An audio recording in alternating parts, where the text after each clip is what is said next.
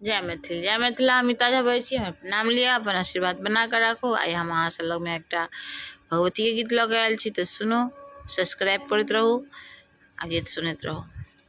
मैया बर दुलरी अपना सेवा पर सहाय रहली, मैया बर दुलरी, मैया बर दुलरी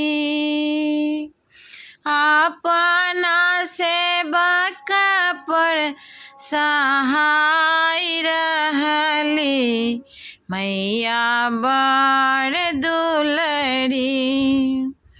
कहाँ शोभे बाजू बंद, कहाँ टिकुली, कहाँ शोभे डर कसमा के, कहाँ शोभे डर कसमा के, कहाँ ने पूरी, मैया बर दुलरी।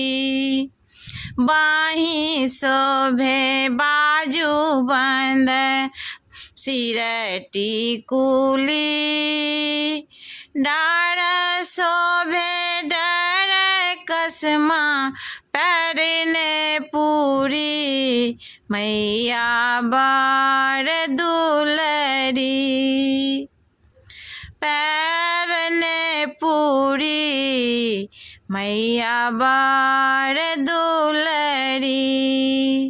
कहाँ शोभे कंगनामा, कहाँ मुंदरी, कहाँ शोभे मुंडमाला, कहाँ सिंदूरी, मैया बर दुलरी।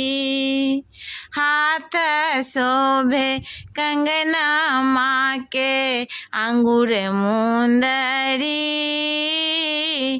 हाथ शोभे कंगना माँ के, अंगूर मुंदरी। गला शोभे मुंड माल, माथ सिंदूरी, मैया बर दुलरी।